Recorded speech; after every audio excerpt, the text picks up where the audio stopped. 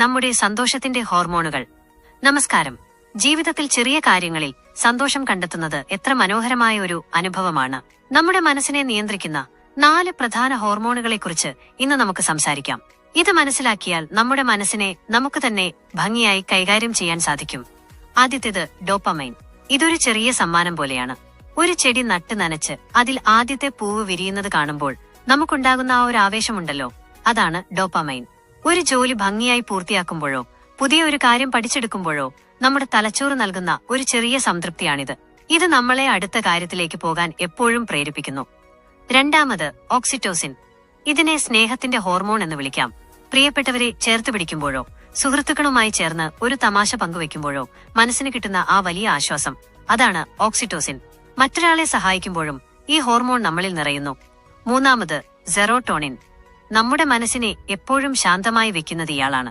പ്രകൃതിയുമായി ഇണങ്ങി നിൽക്കുമ്പോഴോ ദിവസവും കുറച്ചു സമയം മനസ്സിനെ ശാന്തമാക്കി മെഡിറ്റേഷൻ, ധ്യാനം ചെയ്യുമ്പോഴോ ഈ ഹോർമോൺ ഉൽപ്പാദിപ്പിക്കപ്പെടുന്നു.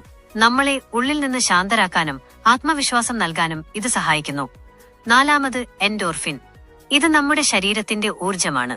ഹൃദയം തുറന്ന് ചിരിക്കുമ്പോഴോ പാട്ടുവെച്ച് ഡാൻസ് ചെയ്യുമ്പോഴോ വ്യായാമം ചെയ്യുമ്പോഴോ ഇത് പുറത്തുവരുന്നു. നമ്മളൊരു പാട്ടിന് താളം പിടിക്കുമ്പോൾ ശരീരത്തിന് കിട്ടുന്ന ആ ഒരു ഉന്മേഷം, ആ ഭാരം കുറഞ്ഞ ഫീൽ, അത് ശരിക്കും എൻഡോർഫിന്റെ സമ്മാനമാണ്. ഇനി അവസാനമായി ഒരു കാര്യം കൂടി പങ്കുവെക്കട്ടെ. നമ്മൾ പലപ്പോഴും സന്തോഷം ലഭിക്കാൻ മദ്യം പോലുള്ള കൃത്രിമ വഴികളെ ആശ്രയിക്കാറുണ്ട്. ഇത് യഥാർത്ഥത്തിൽ നമ്മുടെ തലച്ചോറിൽ ഡോപ്പാമൈൻ പോലുള്ള ഹോർമോണുകളെ കൃത്രിമമായി കൂട്ടി അമിതമായ ഉന്മേഷം ഉണ്ടാക്കുകയാണ് ചെയ്യുന്നത്. പക്ഷേ ആ ഉന്മേഷം തീരുമ്പോൾ നമ്മുടെ തലച്ചോറ് വലിയൊരു ശൂന്യതയിലേക്കും സമ്മർദ്ദത്തിലേക്കും സ്ട്രെസ് വീണു പോകുന്നു. അപ്പോൾ ആ ശൂന്യത മാറ്റാൻ വീണ്ടും ആ കൃത്രിമ വഴിയെ തന്നെ നമ്മൾ ആശ്രയിക്കുന്നു. ഇതൊരു ചങ്ങല പോലെ നമ്മളെ ബന്ധിപ്പിക്കുന്നു. അവസാനം അത് ഇല്ലാതെ പറ്റാത്ത ഒരവസ്ഥയിലേക്ക് നമ്മൾ എത്തിച്ചേരുന്നു. ഈ കെണി തിരിച്ചറിയുക എന്നതാണ് ഏറ്റവും വലിയ കാര്യം. ലഹരിയുടെ ആ കൃത്രിമമായ വഴിക്കു പകരം നമ്മുടെ ശരീരത്തിന്റെ സ്വാഭാവികമായ സന്തോഷം നൽകുന്ന വഴികളായ വ്യായാമം, മെഡിറ്റേഷൻ, സ്നേഹം, പ്രകൃതി എന്നിവയിലേക്ക് മടങ്ങിയെത്തിയാൽ ആ ചങ്ങലയിൽ നിന്ന് നമുക്ക് എളുപ്പത്തിൽ പുറത്തു കടക്കാം. നമ്മൾ നമ്മുടെ ശരീരത്തിന്റെ ഉടമകളാണ്, അടിമകളല്ല. ജീവിതം മനോഹരമാണ്. അത് ആരോഗ്യകരമായ ശീലങ്ങളിലൂടെ കൂടുതൽ മനോഹരമാക്കാം. എല്ലാവർക്കും നല്ലൊരു ദിവസം ആശംസിക്കുന്നു. നന്ദി.